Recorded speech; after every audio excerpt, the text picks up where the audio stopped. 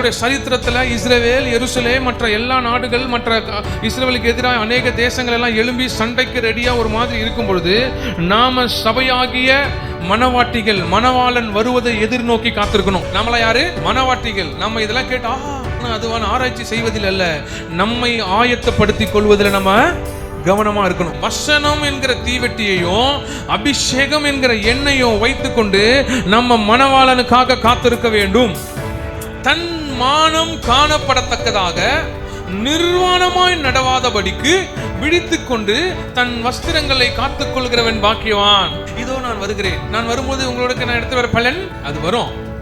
எப்போ வரனா? உன் நிர்வாணம் மூடப்பட்டால் தான் அது பலன் கிடைக்க வேண்டும் என்றால், பலனை பெற்றுக்கொள்ள வேண்டும் என்றால் உனக்கான வஸ்திரம் கர்த்தருக்கேற்ற வஸ்திரமா இருக்கணும். வசனம் சொல்லுது, தன் மானம் காணப்படத்தக்கதாக நிர்வாணமாய் நடவாதபடிக்கு. அப்போ வஸ்திரங்களை எப்படி காத்துக்கொள்ளணும்? கர்த்தர் கொடுக்கிற வெண் வஸ்திரம் ரொம்ப ரொம்ப முக்கியம். அப்போ சபை, ஈரான் இஸ்ரேல் நடக்கிற சண்டை எங்கேயோ நடக்குது. இதெல்லாம் நடக்கும்போது சபையாகிய மனவாட்டி எப்படி இருக்க வேண்டும் என்றால், தீவெட்டிகளை பிடித்துக் கொண்டு இருக்க வேண்டும், அபிஷேகத்தில் நிறைந்திருக்க வேண்டும், விசுவாசத்தில் உறுதியுள்ளவர்களா இருக்க வேண்டும், வஞ்சிக்கப்படாதபடி இருக்க வேண்டும். இப்போ இங்க சொல்லுது, வஸ்திரம் பரிசுத்தமாய் இருக்க வேண்டும்.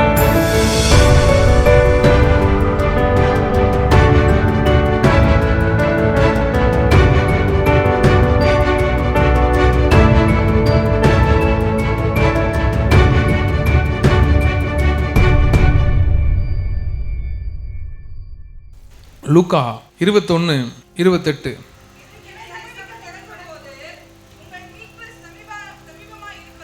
இவைகள் சம்பவிக்க தொடங்கும் போது உங்கள் மீட்பு சமீபமாயிருந்தால் நீங்கள் நிமிர்ந்து பார்த்து உங்கள் தலைகளை உயர்த்துங்கள் என்றார். ஹல்லேலூயா. இவைகள் சம்பவிக்கும் போது, எவைகள் சம்பவிக்கும் பொழுது? கடங்காரன் வீட்டாண்ட வந்து நிற்கும் போதா? தண்டல்காரன் வீட்டாண்ட வந்து நம்மளை தொல்லை பண்ணும் போதா? ஒரே பிரச்சனை பாஸ்டர், நம்ம வாழ்க்கையை சுற்றி நம்ம நடக்கிற காரியத்தை பார்த்துன்னு வந்தோன்னா கர்த்தருடைய வருகையை பார்க்காம போயிடுவோம். ஹல்லேலூயா. இந்த உலகம் ஷேக் ஆகிட்டு இருக்கு, நாடுகள் நடுங்கி கொண்டு இருக்கிறது, அநேக காரியம் நடந்து கொண்டு இருக்கிறது. விசுவாசிகளாகிய நாம என்ன பண்ணிக்கிட்டு இருக்கிறோம்? செய்திகள்லாம் பார்க்குறீங்களா இல்லையா?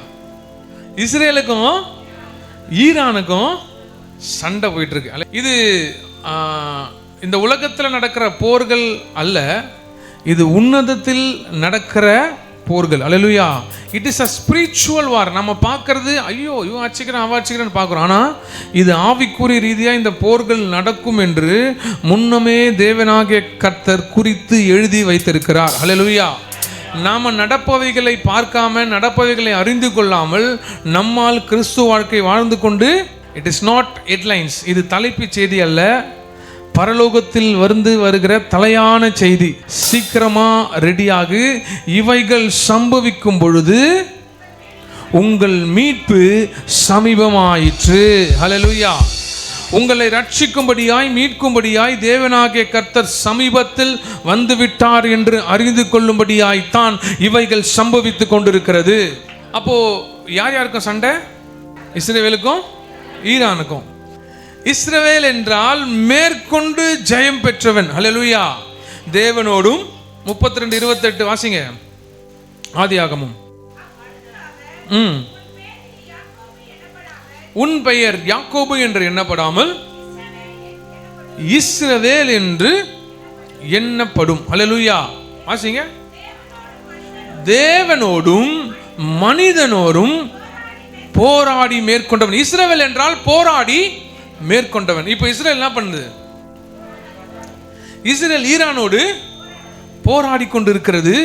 சீக்கிரமாக அந்த ஈரானை இஸ்ரேல் மேற்கொள்ளும். நாம இஸ்ரேலுக்கு அது எங்கேயோ இருக்குது பாஸ்டர், நானே இந்த கடன்காரனை மேற்கொள்ள முடியாம கஷ்டப்பட்டுட்டு இருக்கேன், நீங்க என்ன இஸ்ரேல் என்ன ஆனா எனக்கு நாளைக்கு காலையில் வேலைக்கு போகணும், ஈவினிங் ஓட்டி செய்யணும், இந்த மாதிரி தான் என் வாழ்க்கை போயிட்டு இருக்கு. நான் எதுக்கு இஸ்ரவேலை குறித்து?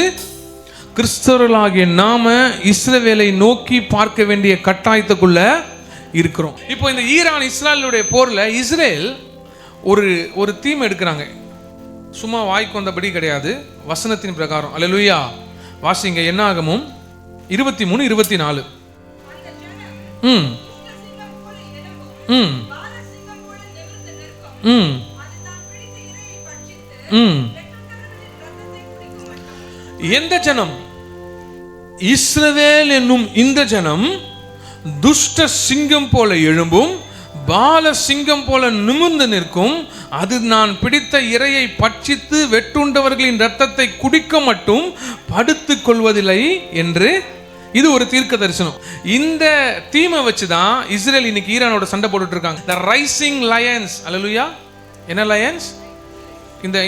இந்த வார்த்தை தான், சிங்கம் போல எழும்பும், எழும்புகிற சிங்கம். ரைசிங் லயன்ஸ் என்ற தீமை வச்சுதான் இஸ்ரேல் இப்போ ஈரானை அடித்து கொண்டிருக்கிறார்கள். எருசலேம்ல என்ன நடந்தா எனக்கு என்ன பசங்க? நான் ஏன் எருசலேமை பார்க்கணும்னா, கிறிஸ்தவர்களாகிய நமக்கு உண்டான ஆசீர்வாதம் எருசலேமில் இருந்து தான் வரும். எருசலேமில் தான் எல்லாமே நடக்கும். எருசலேம் தான் தலைநகரம். எருசலேமில் தான் வரவும் போகிறார். இயேசு எருசலேமிலே அழுதார். இயேசு கண்ணீர் விட்டார். எங்க விட்டாரு? எருசலேமிலே கண்ணீர் விட்டார். ஹல்லேலூயா. வாசிங்க 2 நாளாகமும் 6:6.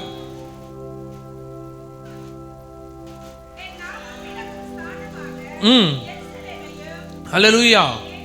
தேவனுடைய நாமம் விளங்கும் ஸ்தானம் எது? எருசலேம். ஹல்லேலூயா. இப்போ கர்த்தர் காரியங்களை தன்னுடைய பண்டிகை நாட்களிலே பண்ணி கொண்டு வருகிறார். அப்போ 3 தடவை, 7 பண்டிகையில 3 தடவை எருசலேமில் இருக்கிற, எருசலேமில் பிறந்த, இஸ்ரவேலில் பிறந்த எல்லா யூதர்களும் எல்லா இஸ்ரேலியர்களும் வந்து அவர் சமூகத்தில் நின்றாக வேண்டும். வருடத்திற்கு 1 முறை அல்ல, 3 முறை. பஸ்கா பண்டிகை அன்று, 2வது வாரங்களின் பண்டிகை என்கிற ஷவோத் என்கிற பண்டிகை என்கிற பெந்தேகோஸ்தே பண்டிகை அன்று, 3வது கூடார பண்டிகை. 3 பண்டிகைக்கு இஸ்ரவேலர்கள் வந்து நின்றே ஆக வேண்டும். அப்படி பஸ்காவிலே அவர் சிலுவை மரணம் அடைகிறார். புளிப்பில்லா அப்ப பண்டிகையிலே அடக்கம் பண்ணப்படுகிறார். முதற்கனி என்னும் பண்டிகையிலே, ஃபர்ஸ்ட் ஃப்ரூட் என்கிற பண்டிகையிலே அவர் உயிர் தெழப்படுகிறார். 4வது பரிசுத்த ஆவியானவரின் outpouring of the Holy Spirit. அவர் எப்போ வரார்னா பெந்தேகோஸ்தே நாளில வருகிறார். இப்பொழுது அடுத்து நடக்க போகிற சம்பவம் ஏறக்குறைய எக்கால பண்டிகையில் தான் நடக்கும் என்று இஸ்ரேலிய வல்லுநர்களும் அறிஞர்களும் தியோலஜியன்ஸ் எல்லாருமே, ரிசர்ச்சர் எல்லாம் சொல்றாங்க. அது ஏறத்தாழ செப்டம்பர் அக்டோபர்ல தான் அந்த எக்கால பண்டிகையை அவர்கள் அனுசரிப்பார்கள். இது எல்லாம் நடக்கிற இடம் எருசலேம். எருசலேம் தான் மையப்பகுதி, அப்பாயிண்டட் பிளேஸ். அப்பாயிண்டட் பிளேஸ்ல தான் கர்த்தர் வருவார். எருசலேமை குறித்தும் தேவாலயத்தை குறித்தும் அறிவு நமக்கு எப்பொழுதும் இருக்கணும். அப்பதான் புத்தியுள்ள கன்னிகைகளை போல தீவெட்டி ஏந்தி கொண்டு எண்ணெயோடு காத்திருக்கிறவெல்லாம் இருப்போம். இல்லைனா புத்தி இல்லாத கன்னிகைகள் போல நாம் கைவிடப்படுவோம். இப்போ எருசலேம், அதை குறித்து நம்ம பார்க்கவில்லை என்றால் நமக்கு ஒன்றும் புரியாது. ஆமென். அப்போ எருசலேம் ஏன் முக்கியம் அப்படின்னா, எருசலேமில் இயேசு கண்ணீர் விட்டார். அது மாத்திரம் அல்ல, எருசலேமை தான் தன்னுடைய ஸ்தானம் விளங்குகிற, தன்னுடைய நாமம் விளங்குகிற இடமாய் தேவனாகிய கர்த்தர் தெரிந்து கொண்டார். வாசிங்க அந்த வசனத்தை. என் நாமம், அவ பாடணும்ல, அவர் நாமம் இயேசு கிறிஸ்து. அந்த நாமம் விளங்குகிற ஸ்தானம் எது? எருசலேம். ஹல்லேலூயா. அதனால சங்கீதத்தில் சொல்ல, எருசலேமுக்காக நீங்க வேண்டிக் கொள்ளுங்கள். எருசலேம் ஆசீர்வாதமா, சமாதானமா, சந்தோஷமா இருந்தா நாமும் ஆசீர்வாதமா, சமாதானமா, சந்தோஷமா இருப்போம். அது துக்கப்பட்டதுன்னா நாமும் துக்கப்படுவோம். எருசலேமும் எருசலேமுக்கு தேவாலயமும் ரொம்ப ரொம்ப முக்கியம். ஏன்னா எருசலேமை சுற்றி தான் உலகம் இயங்குகிறது. ஹல்லேலூயா. வாசிங்க ஏசாயா 2ஆம் அதிகாரம் 2:3. திரளான ஜனங்கள் புறப்பட்டு வந்து தம்முடைய கர்த்தரின் பர்வதத்திற்கும்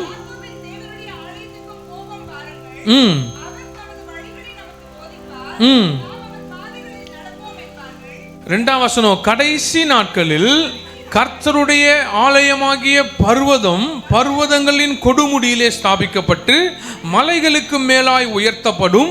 எல்லா சாதிகளும் அதற்கு ஓடி வருவார்கள். ஹல்லேலூயா. கடைசி கால எச்சரிப்பின் செய்தி. கடைசி காலகட்டத்தில் கர்த்தருடைய ஆலயமாகிய பர்வதம் எது? எருசலேம். எருசலேமில் இருக்கிற கர்த்தருடைய ஆலயமாகிய பர்வதம் பர்வதங்களின் கொடுமுடியிலே ஸ்தாபிக்கப்படும். தேவனுடைய ஆலயம் ரொம்ப ரொம்ப முக்கியம். எருசலேமில் இருக்கிற ஆலயம் இல்ல, நம்முடைய நாம முதல்ல ஆலயமா மாறினா தான் அந்த ஆலயத்தில் பிரவேசிக்க முடியும். அல்லேலூயா.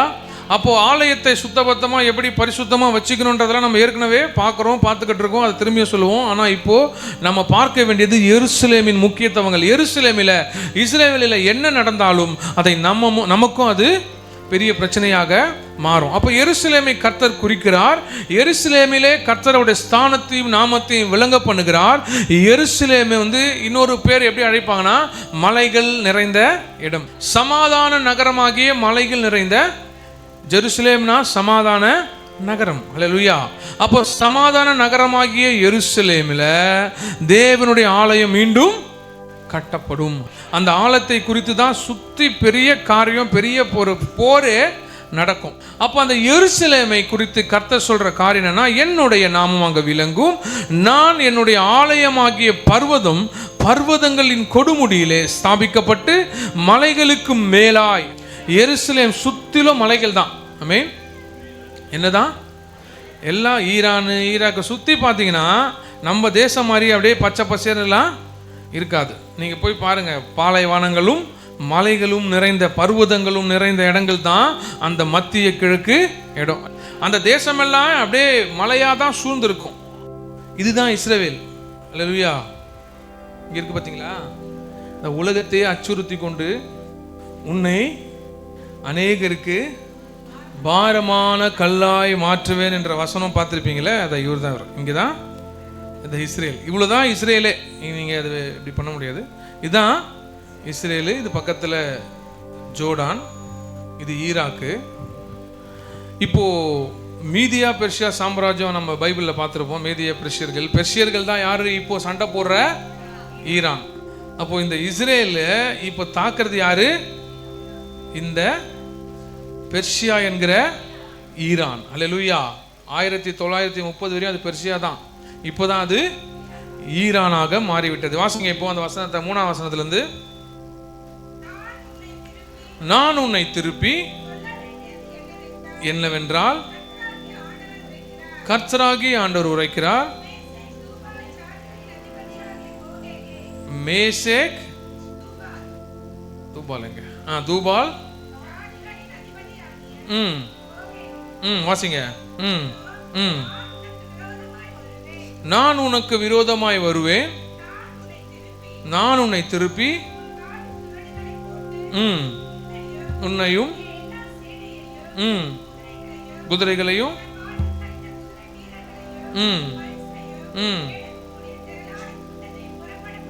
புறப்பட பண்ணுவேன்.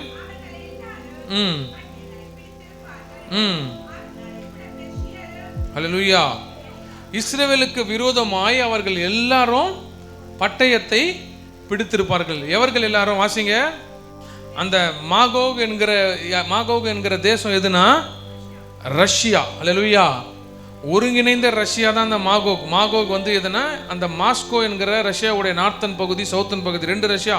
இது ஃபுல்லாவே ரஷ்யா தான். இதுதான் அந்த மாகோக். இந்த மாகோகுடைய தலைவன் தான் கோகு பொறுத்தல அந்த தலைவன். அப்போ இந்த இடத்துல தான் இவர்களுக்கு முதல்ல அந்த சண்டைகள் வரும். வாசிங்க. மாகோகோடு சேர்ந்து 5ஆம் வசனம். பெர்ஷியர் யாரு? ஈரான். பெர்ஷியரும் எத்தியோப்பியா இதற்கு பாருங்க, இந்த இடம்லாம் எத்தியோப்பியா, இந்த சேடான் எத்தியோப்பியா, இதெல்லாம் எத்தியோப்பியர்களும் லிபியரும் இருப்பார்கள். அடுத்த இதுதான் இவ்வளோ பெரிய தேசத்துக்கு விரோதமா நிற்கிறது எது?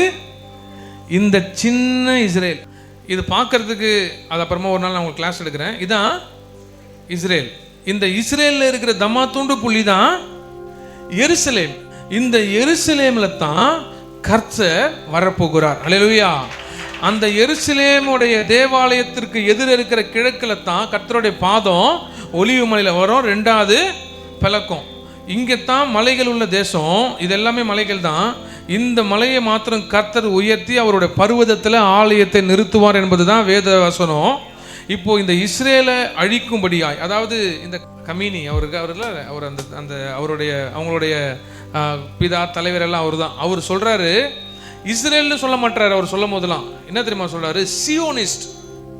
அதாவது நம்ம இந்தியர்கள் அப்படின்ற மாதிரி சியோனை சார்ந்தவர்கள். சியோனிஸ்ட ஒரு நாளும் உயிரோட விடவே கூடாது, அவங்கள அடியோடு அழிக்கிறேன்னு கங்கணம் கட்டுறாரு. அவருக்கு இந்த ஈரானுக்கு இங்க இருக்கா எவ்வளோ பேர் இருக்காங்க சண்டை போடுறதுக்கு. இங்கே வந்து இந்த இடத்துல ஏன் அவன் சண்டை போடணும்? திடீர்னு இது எப்பயோ உருவாச்சு. ஆனால் திடீர்னு இந்த ஹவுதீஸ் 92 ஹவுதீஸ் கிளம்பி ஓமன்லேருந்து ஏன் இவங்களுக்கு எதிராக வரணும்? அமாஸ் அமைப்பு ஏன் இஸ்ரேல் எவ்வளோ தேசம் இருக்குது, எவ்வளோ இடம் இருக்குது, அமாஸ் என்ற அமைப்பு ஏன் இவங்களுக்கு எதிராக வரணும்? ஏன் இதெல்லாம் இந்த இடத்துக்கு நோக்கியே வரணும்னா அவங்க தான் பாரமான கல்லாய் கர்த்தர் மாற்றுவேன் என்று சொன்னார். ஏன்னா இது என்ன நகரம்? சியோன் நகரம், சமாதான நகரம். இந்த நகரத்தில் தான் தேவனாகிய கர்த்தர் வரப்போறாரு. இது இந்த தேசத்தை சுத்தி இருக்கிற மனுஷர்கள் இவர்களை எதிர்க்கவில்லை. இந்த தேசத்தை சுத்தி இருக்கிற பிசாசு ஆவிக்குரிய ரீதியாய் இஸ்ரவேலை எதிர்த்து கொண்டிருக்கிறான். ஏன்னா அவன் சியோன் நகரத்தில், சமாதான நகரத்தில் தேவனாகிய கர்த்தரோட திட்டம் நிறைவேற ஒரு காலமும் விடமாட்டான். 2000 வருஷத்துக்கு முன்னாடி அழிச்சிட்டோம், சிதறடிக்கப்பட்டார்கள், இஸ்ரவேல் என்ற ஒரு நாடு இருக்கவே கூடாதுன்னு சொல்லி எல்லா சாம்ராஜ்யமும் சேர்ந்து அழித்தது. ஹிட்லர் ஏறத்தாழ 60 லட்சம் பேரை, 60 லட்சம் யூதர்களை கொன்னு குவித்தாரு. ஆனாலும் அந்த தேசம் அழியவில்லை. ஏனென்றால் அந்த தேசம் தேவனால அழைக்கப்பட்டு என்னுடைய சனம் என்று சொல்லப்பட்டு என் நாமம் விளங்குகிற இடமாய் தேசமாய் இருக்கும் என்று தேவன் உடன்படிக்கை பண்ணினதுனால அந்த தேசத்தை யாரால் அழிக்க முடியவில்லை. இப்போ இந்த இஸ்ரவேலை தாக்கி தான் இந்த பெர்ஷியா இப்போ நின்றுட்டு இருக்காங்க. அந்த ஈரான் என்கிற பெர்ஷியா. அல்லேலூயா. இப்போ ஆரம்பிச்சிருச்சு, கடைசி கால யுத்தம் ஆரம்பிச்சிருச்சு. இப்போ இந்த பெர்ஷியாவுக்கு சப்போர்ட்டா யார் வருவா? வாசிங்க அந்த வசனத்தை, 5ஆம் வசனம். எத்தியோப்பியரும் லிபியரும் இருப்பார்கள், அவர்கள் எல்லாரும் கேடங்கு பிடித்து கோமரும் அவருடைய எல்லா இராணுவங்களும் வட திசையில் உள்ள. அல்லேலூயா. இஸ்ரேலுக்கு நார்த் எது? இஸ்ரேலுக்கு வட நார்த் எது? இதுதான் நார்த். அல்லேலூயா. இஸ்ரேலுக்கு நார்த். நமக்கு நார்த் எது? நார்த் இந்தியா நமக்கு எது? நம்ம கீழே இருக்கிறோம், நமக்கு மேலே தான் டெல்லி, இதெல்லாம் நார்த். இப்போ இஸ்ரேலுக்கு நார்த் எது? ரஷ்யா. இந்த இஸ்ரேலுக்கு எதிராய் வட திசையில் உள்ள எல்லா நாடுகளும், திரளான ஜனங்களும்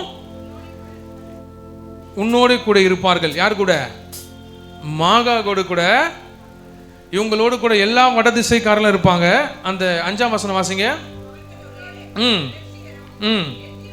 எத்தியோப்பியரும் லிபியரும். இந்த எல்லா தேசமும், இந்த லிபியா, கோமர், மாகோக், மேஷாக், தூபால், ரோஷ், பெர்ஷியா, சோக்மார், பெர்ஷியா, ஈரான், இந்த எத்தியோப்பியா, இது எல்லாம் யாருக்கு விரோதமா நிக்கிறாங்க?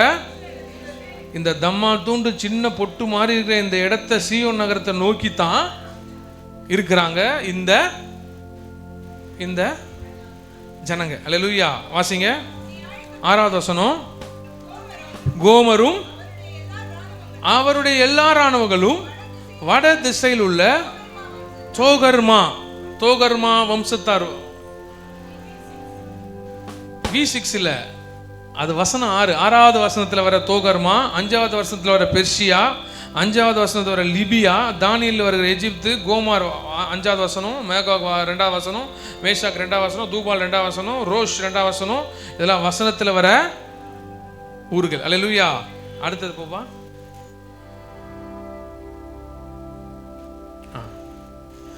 ரோஷ். இப்போ இஸ்ரேல் ஒருங்கிணைஞ்சிருக்கு. அப்போ இது மட்டும் தான், சாரி, ரஷ்யா. ரோஷ் எந்த ஊரை குறிக்குது? ரஷ்யாவை. Meshech and Tubal, Moscow and Tobol இந்த இடத்தை குறிக்குது. இது வந்து சைபீரியாவுடைய கேபிட்டல். பெர்ஷியா ஈரானையும், கூஷ் எத்தியோப்பியாவையும், சுடனையும், புட் லிபியா அண்ட் அல்ஜீரியாவை, கோமர் துருக்கி நாட்டு ஏற்கனவே இஸ்ரேலோட ஒரு போர் முடிஞ்சது. Beth Togarmah the stands of the former Soviet Union முழுவதையும் குறிக்கிறது. அல்லேலூயா. ஸோ இந்த இஸ்ரேலை டார்கெட் பண்ணி இவ்வளவு தேசம் இந்த இஸ்ரேலுக்கு எதிராக நிற்கல, இவ்வளோ பெரிய ஆட்டி படிப்பது ஒரே பிசாசு மாத்திரம்தான். அந்த பிசாசு தேவனுடைய ஜனத்துக்கு விரோதமாய் இந்த ஜனங்களை எழுப்பி அந்த நகரத்தை அழிக்க காத்திருக்கிறான். அதுக்கு தான் ஆண்டவர் சொல்றாரு, இவர்கள் எல்லாரும் உன் கூட இருப்பார்கள், ஆனால் இஸ்ரவேலுக்கு சப்போர்ட்டா எந்த நாடு வருதோ தெரியாது, நான் உனக்கு விரோதமாய் வருவேன். I will come for Israel. நான் இஸ்ரேலுக்காக வருவேன்.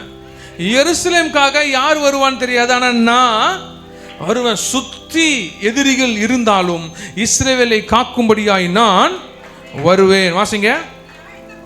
ஆயத்தப்படு.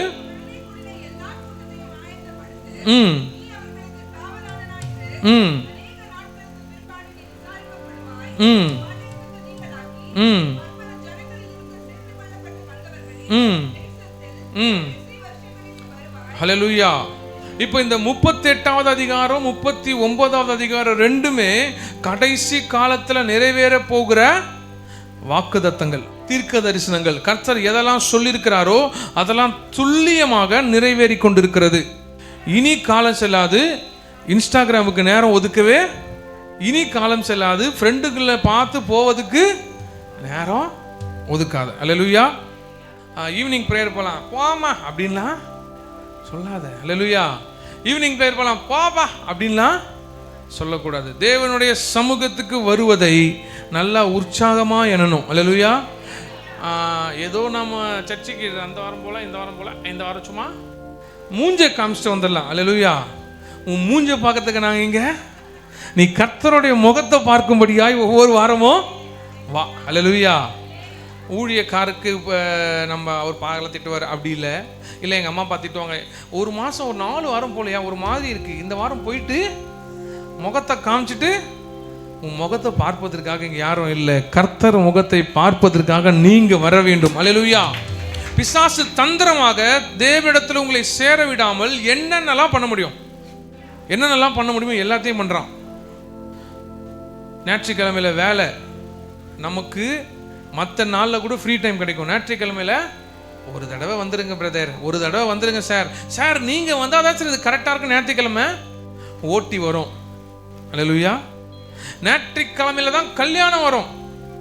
ஏக்கா எங்கள் குடும்பத்தில் எல்லாருமே ஞாயிற்றுக்கிழமை லீவுக்கா, அதான் அந்த நாள் வச்சிட்டங்கா, ஆனால் எங்களுக்கு ஞாயிற்றுக்கிழமை லீவு தான், ஆனால் பரிசுத்த ஓய்வு நாள் நாங்கள் வரமாட்டோம் அப்படின்னு எத்தனை பேர் விசுவாசத்தில் சொல்லுவீங்கன்னு தெரியாது. இனி காலம் செல்லாது, இது கடைசி காலம்.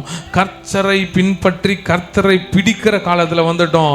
எப்போ வேணாலும் வரலாம், எப்படி வேணாலும் வரலாம், எந்த நேரத்தில் வேணாலும் வாசிங்க. ஆபக்குக் 2:14, சமுத்திரம் ஜலத்தினால் நிறைந்திருக்கிறது போல் பூமி, ஹல்லேலூயா, கர்த்தரை அறிகிற அறிவினால் பூமி நிறைந்திருக்கும். சமுத்திரத்தில் எவ்வளோ தண்ணி இருக்குதோ அவ்வளவு அறிவை இந்த பூமி அறிந்திருக்க வேண்டும். இல்லை என்றால் கடைசி காலத்தில் நம்ம எல்லா அறிவும் இருக்கும். என்ன இருக்கும்? எல்லா அறிவும் இருக்கும். படிப்போம், நம்ம தேவையானதை செய்வோம், டாக்டருக்கு படிக்கலாம் விரும்புவோம், இன்ஜினியர் படிக்கலாம் விரும்புவோம், டியூஷன் போவோம், அதை செய்வோம், இதை செய்வோம். ஆனால் அதுக்கெல்லாம் முன்னாடி நீங்கள் செய்ய வேண்டியது என்ன? வேதத்தை படிப்பது. அல்லேலூயா. ஏற்கனவே சொல்லியிருக்கிற நோபல் பரிசை அதிகம் வென்றவர்கள் யாரு? யூதர்கள், இஸ்ரவேலர்கள். அவங்களுக்கும் அதே ஏபிசிடி தான், நமக்கும் அதே ஏபிசிடி தான். தம்மா தூண்டு மேப்ல இருக்கிற அந்த யூதர்கள் உலகத்தை ஆட்டி படிக்கிற ஹெட்லைன்ஸ் நியூஸ் ஒரு நாள் 2 நாள் கிடையாது, எத்தனை வருஷமா.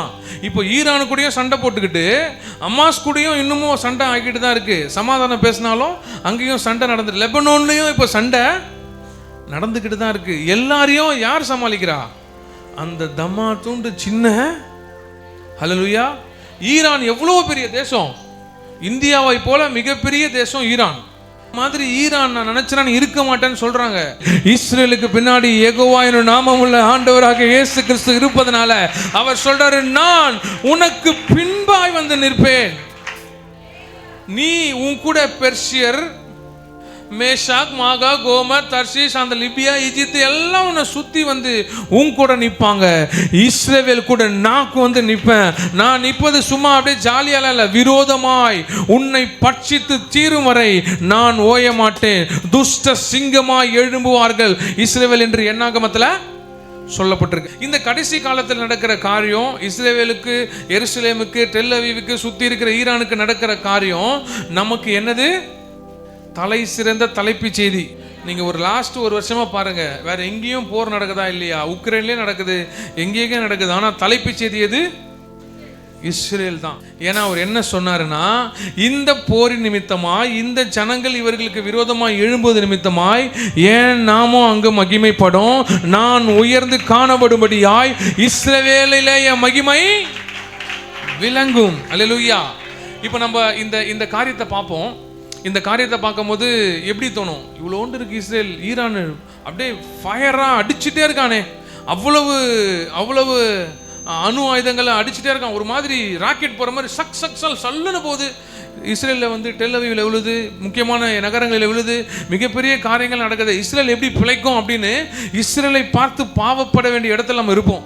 இன்னும் இந்த ஈரானோட ரஷ்யா கை கோர்க்கும் பொழுது, இஸ்ரேலோட அமெரிக்கா கை கோர்க்கும் பொழுது, அந்த பக்கத்தில் இருக்கிற அமெரிக்கா தூரமாக இருக்குது. ஆனால் இந்த தேசமெல்லாம் ஒன்று சேர்ந்து இஸ்ரேலுக்கு எதிராக இருக்கும்போது எல்லாரும் யோசிப்போம், எப்படி இந்த இஸ்ரேல் பிழைக்கும் என்று. இஸ்ரேல் விழுந்து விடுவோமா என்று பார்த்து கொண்டிருப்போம். இஸ்ரேல் விழவே விழாது. ஆண்டவராகிய கர்த்தர் யெகோவா என்ற நாமம் உள்ளவர் அதை பாதுகாத்து சூப்பரா, எப்படி அவர் அங்கே பர்வதத்தில் ஆலயத்தை கட்டி மேலே உயரத்தில் நிற்க முடியுமோ அதை போல உயர்ந்து எழுவார். அல்லேலூயா. அந்த டைம்ல நம்ம என்ன பண்ணணும்? நாம விசுவாசிகளாகிய நாம என்ன பண்ணணும்? அப்படியே போன்ல கூகுள்ல பார்த்துக்கினே இருக்கணும், என்ன ஆச்சுன்னு. அல்லேலூயா. வாசிங்க மத்தேயு 25:4.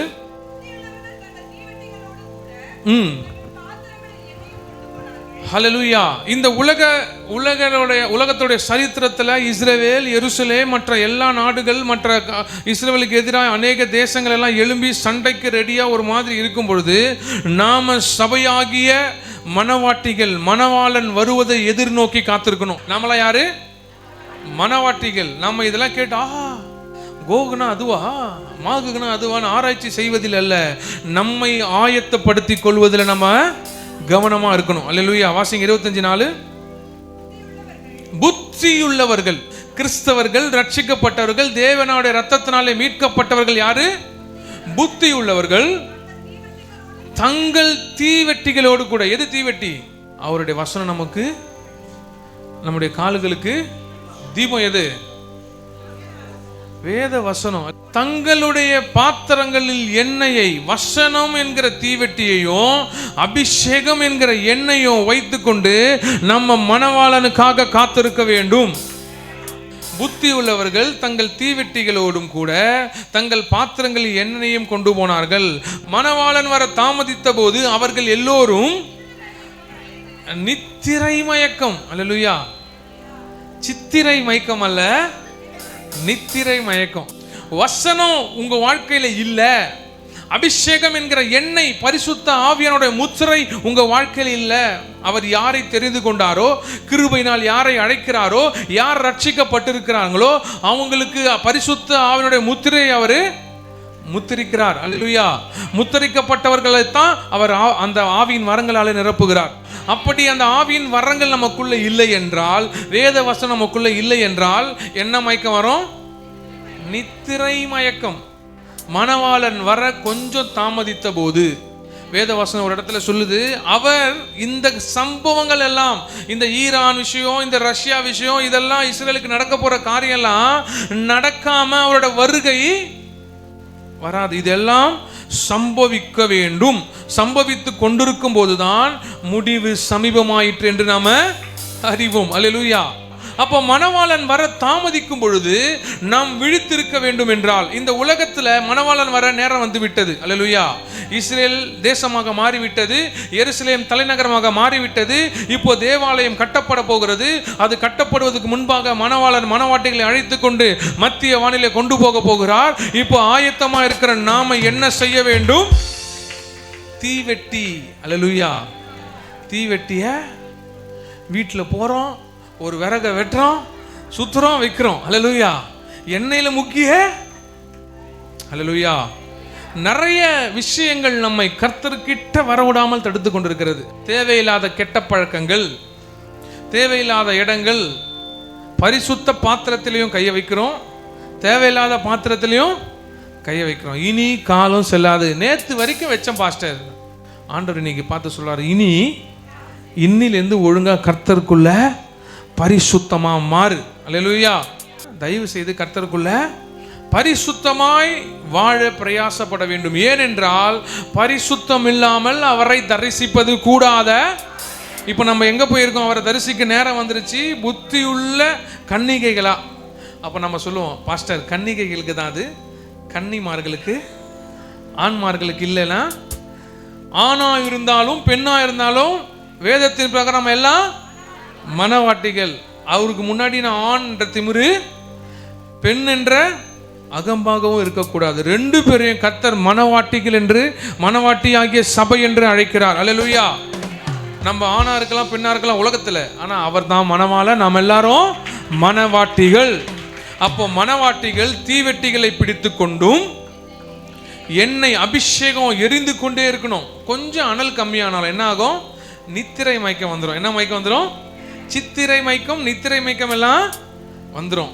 எப்பெல்லாம் நித்திரை மயக்கம் வரும் பாஸ்டரா? நீங்களே இப்போ சனிக்கிழமை, நாளைக்கு சண்டே போனோம், இன்னைக்கு சனிக்கிழமை, இன்னைக்கு தான் இப்பதான் கொஞ்சம் ரெஸ்ட் எடுக்கிறேன் அப்படின்னு சொல்லிட்டு போன.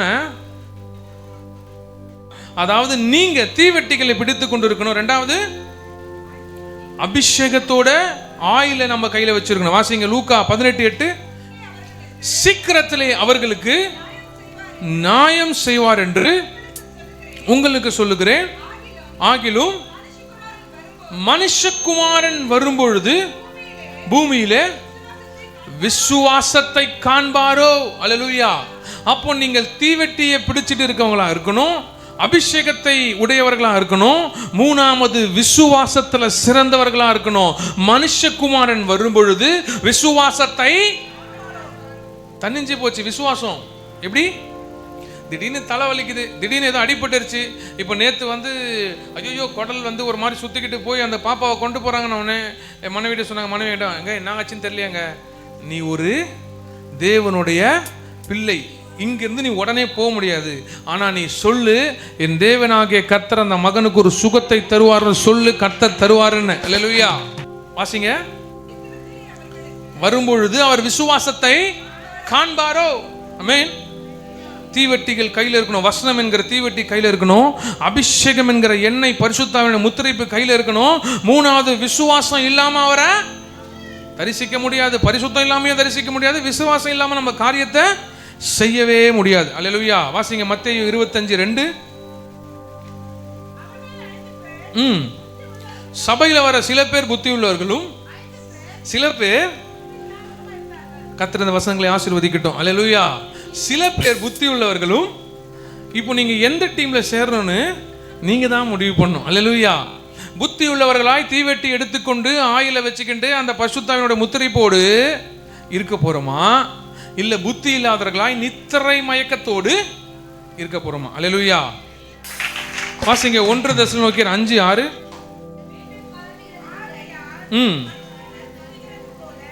மற்றவர்கள் புத்தி இல்லாதவர்கள் தூங்குகிறது போல நாம் தூங்காமல் விழித்துக் கொண்டு தெளிந்தவர்களாய் இருக்க கடவோம். மற்றவர்களை போல தூங்காமல் விழித்துக் கொண்டு.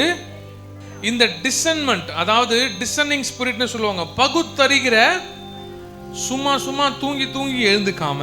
வாசிங்க அந்த வசனத்தை. ஆகையால் மற்றவர்கள் தூங்குகிறது போல. ஹல்லேலூயா.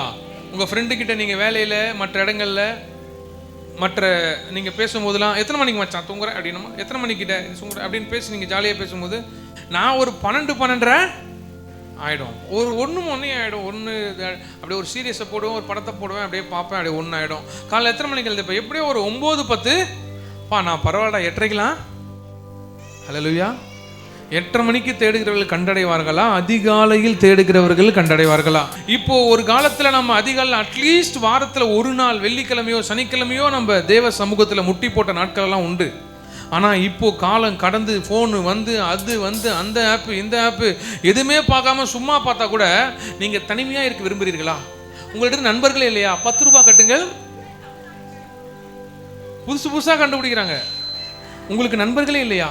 உங்களுக்கு யாருமே இல்லையா? நாங்கள் இருக்கிறோம். 15 ரூபாய் 20 ரூபாய் தினம் கட்டுங்க. 399 ரூபா மட்டுமே ஒரு மாதத்துக்குன்னு நம்மள அதை கட்டி ஏமாந்துடும். அப்போ உங்களை பிசாசு விடுறதே கிடையாது. அப்போ அதிகாலையில் தேடுகிறவர்களாய் யாரை தேடணும்? யாரை தேடணுன்றது பெரிய கொஸ்டிமா இருக்குங்க. 4 மணிக்கு 5 மணிக்கு கர்த்தரை தேட வேண்டும். அல்லேலூயா. நைட்டு அமிச்ச மெசேஜ் லாஸ்ட் சீனு கூட 3 மணிக்கு காமிக்குது. அவர் இன்னைக்கு ஃபோனே பண்ண மாட்டாரு. 4 மணி ஆயிடுச்சு, இன்னும் யாருக்கிட்ட பேசினிருக்கிறாருன்னு.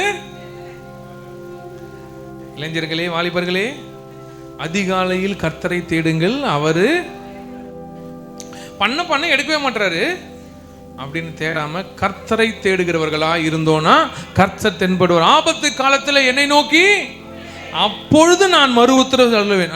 அங்க நெருப்பு எரிஞ்சுக்கிட்டு இருந்தது. மோசே கிட்ட வந்தவன் தான் கர்த்தர் பேசினார். மோசே அது வரைக்கும் எரிஞ்சிட்டு அப்படியே அக்கினிமயமா, லோலாம் தேவன் அக்கினிமயமானவர், அப்படியே அக்கினியா இருக்கிறார். அவன் கிட்ட வந்து அவர் சமூகத்துக்கு வந்ததுக்கு அப்புறம் தான் கூப்பிடுறாரு, மோசே மோசே பாதரட்சியை நீ நிற்கிற இடம் பரிசுத்தமான பூமி. அப்போ நீங்க பரிசுத்தமா கர்த்தரை தேடணும், அதிகாலையில தேடணும். அல்லேலூயா. வாசிங்க 24 மத்தேயு.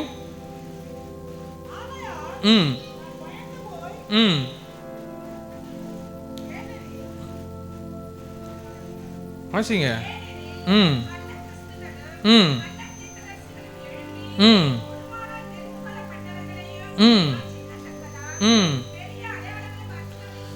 கள்ள கிறிஸ்தவர்களும் கள்ள தீர்க்கதரிசிகளும் எழும்பி கூடுமானால் தெரிந்து கொள்ளப்பட்டவர்களையும், யாரு? விசுவாசிகளாகிய நம்மையும் வஞ்சிக்கத்தக்கதாக பெரிய அடையாளங்கள். அந்த அக்கா அப்படியே பேர் சொல்லிச்சு தெரியுமா? அந்த சிஸ்டர், அந்த பாஸ்டம்மா அப்படியே பேர் சொல்றாங்க, அப்படியே வெடிக்கிறாங்க. எப்படி வெடிக்கும்? பிசாசு உள்ளந்து துடிக்கும். தெரிந்து கொள்ளவர்களை கால வலிக்க துடிக்கும். அதுக்கு மாட்டினவங்க கிட்ட பர்சனலாக போய் கேட்டு பாருங்க. எங்கெல்லாம் தீர்க்கசை தேடி ஓடினாங்களோ அவங்க வாழ்க்கையெல்லாம் எங்கே டமாரா ஆச்சுன்னு போயிட்டு கேட்டு பாருங்க. பர்சனலாக சொல்லுவாங்க. நம்ம சபையிலே அந்த சாட்சிகள் இருக்காங்க. நான் வேணா சாட்சிகள் எழுப்பி கூட சொல்ல வைக்கிறேன். தரிசனங்களை தேடி ஓடாதே, தீர்க்க தரிசனங்களை நாடி ஓடாதே, வசனத்தையும் சத்தியத்தையும் தேடி ஓடு. சத்தியம் தான் உங்களை விடுதலையாக்க முடியும். சத்தியத்தை அறிவீர்கள், சத்தியம் உங்களை விடுதலையாக்கும். அல்லேலூயா. அப்போ சத்தியத்தை நாடி தேடி ஓடுறவெல்லாம் இருக்கணும். கள்ள தீர்க்கதரிசிகளும் கள்ள கிறிஸ்தவர்களை எழும்பி தெரிந்து கொள்ளப்பட்டவர்களாகிய உங்களை வஞ்சிக்கத்தக்க பெரிய பெரிய அடையாளங்களையும் அற்புதங்களையும் செய்வாங்க. எதுக்கும் விழுந்துடாதீங்க. வாசிங்க வெளிப்படுத்தல் 16:15. இதோ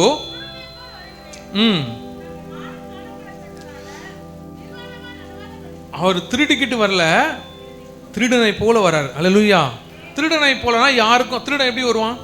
வீட்டில் போஸ்டர்லாம் அடிச்சுட்டு ஃபோன் பண்ணி, ஹலோ உங்கள் வீட்டுக்கு நான் திருட வரேன், அந்த பீரோலாம் கொஞ்சம் ஓப்பன் பண்ணி வச்சிருக்கேன், நகையெல்லாம் எடுத்து மேலே டேபிளே வச்சிட்டிங்கன்னா ஈஸியாக இருக்கும், எடுத்துகிட்டு போ. அப்படியே வருவான். யாருக்கும் தெரியாமல் நீங்கள் தூங்கும் போது, ஊருக்கு போயிருக்கும் போது எந்த சவுண்டுமே இல்லாமல் அப்படியே பின்ட்ராப்ல வருவான். அல்லேலூயா.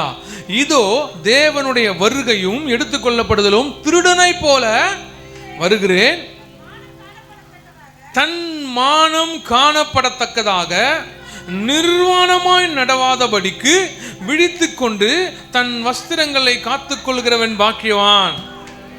அல்லேலூயா.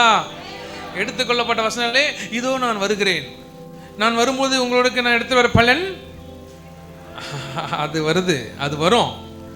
எப்போ வரனா? உன் நிர்வாணம் மூடப்பட்டால் தான் அது பலன் கிடைக்க வேண்டும் என்றால், பலனை பெற்றுக்கொள்ள வேண்டும் என்றால் உனக்கான வஸ்திரம் கர்த்தருக்கேற்ற வஸ்திரமா இருக்கணும். வசனம் சொல்லுது, திருடனை போல வருகிறேன், தன் மானம் காணப்படத்தக்கதாக நிர்வாணமாய் நடவாதபடிக்கு. நிர்வாணம் என்ன பாஸ்டர்? What is that?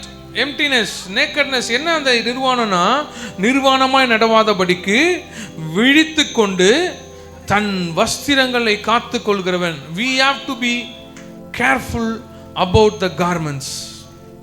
தன் வஸ்திரத்தை காத்துக்கொள் ரொம்ப ரொம்ப முக்கியம். கண்ட இடத்துல கண்ட மேனிக்கு சுத்தலாம், அது வேற விஷயம். கர்த்தருடைய சமூகத்தில் தயவு செய்து சுத்தாதீங்க.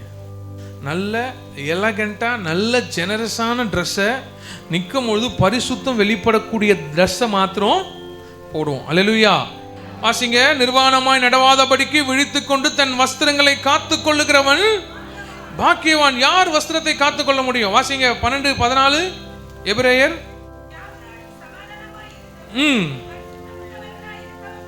ஹல்லேலூயா. ஐயோ அவரா, அவர்கிட்ட பேச்சே, ஐயோ இவர்கிட்ட பேசவே முடியாது, அவர் பயங்கரமானவர் தான் சொல்லுவாங்க. ஆனா ஆண்டவர் இங்க சொல்றாரு, வசனம் இங்க சொல்லுது, யாவரோடும் சமாதானமாய் பரிசுத்தமாய் இருக்க நாடுங்கள்.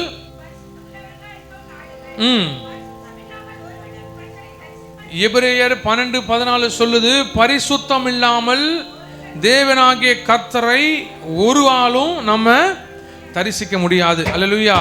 அப்போ நம்ம வஸ்திரம் எப்படி இருக்கணும்? அவர் சொல்ற, நிர்வாணமும் மானமும் தன்மானம் வெளிப்படாதபடிக்கு உன்னுடைய வஸ்திரத்தை காத்துக்கொள். அப்போ சபை, ஈரான் இஸ்ரேல் நடக்கிற சண்டை எங்கேயோ நடக்குது. இதெல்லாம் நடக்கும்போது சபையாகிய மனவாட்டி எப்படி இருக்க வேண்டும் என்றால், தீவெட்டிகளை பிடித்து கொண்டு இருக்க வேண்டும், அபிஷேகத்தில் நிறைந்திருக்க வேண்டும், விசுவாசத்தில் உறுதியுள்ளவர்களாக இருக்க வேண்டும், வஞ்சிக்கப்படாதபடி இருக்க வேண்டும். இப்போ இங்க சொல்லுது, வஸ்திரம் பரிசுத்தமாய் இருக்க வேண்டும். வாசிங்க வெளிப்படுத்தல் 3:17-18. நீ நிர்பாக்கியம் உள்ளவனும் பரிதபிக்கப்படத்தக்கவனும் தரித்திரனும் குருடனும் நிர்வாணியுமாய் இருக்கிறதை அறியாமல், நீங்க எனக்கு நல்ல சம்பளம் இருக்கு, நல்ல வேலை இருக்கு, நல்ல வீடு இருக்கு, நல்ல பொருள் இருக்கு, அது இருக்கு, இது இருக்குன்னு நம்மளுக்குள்ளே ஒரு பெருமையை பேசிக்கிறோம், நமக்கு அதெல்லாம் இருக்குதுன்னு. ஆனா இங்க வசனம் சொல்லுது, நீ ஆவியில நிர்பாக்கியம் உள்ளவனும் பரிதபிக்கப்படத்தக்கவன். நிறைய சொத்து இருக்குது. இப்போ நம்மளும் அம்பானி நிக்க வச்ச யார் பணக்காரு?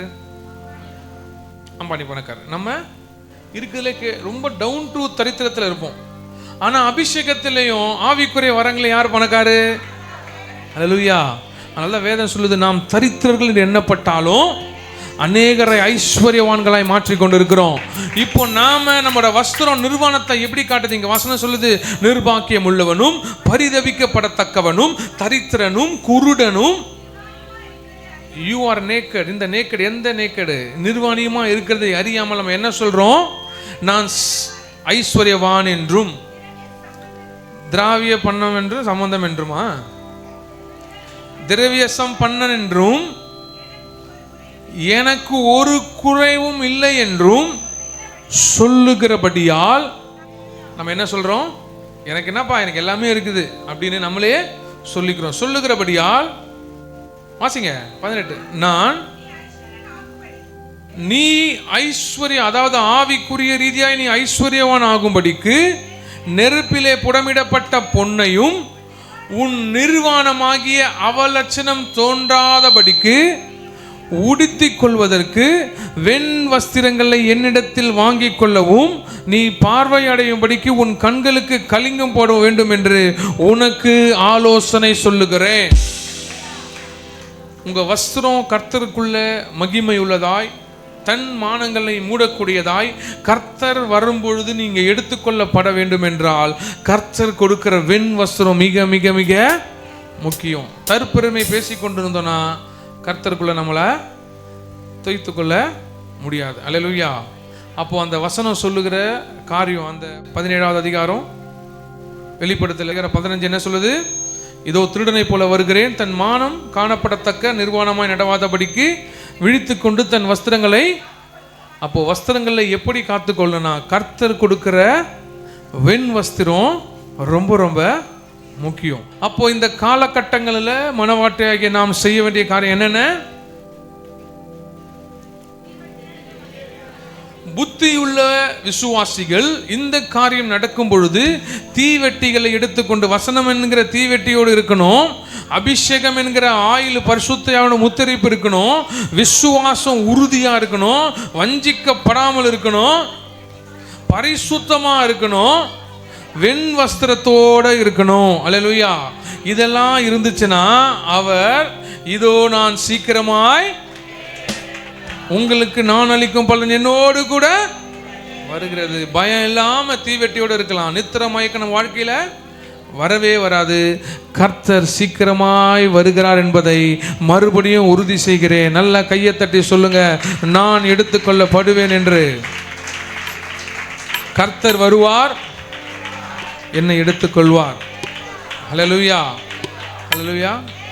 அங்க சொன்னாங்கல்ல, அவர் எப்படி போனாரோ அப்படியே மீண்டும் வருவார். இதோ நான் சீக்கிரமாய் வருகிறேன். அதில் எடுத்துக்கொள்ளப்பட வேண்டிய பரிசுத்தம்ல காணப்பட இந்த காரில் உங்களுக்குள்ள இருக்கணும். எல்லாம் முழங்கால் படிடுவோமா?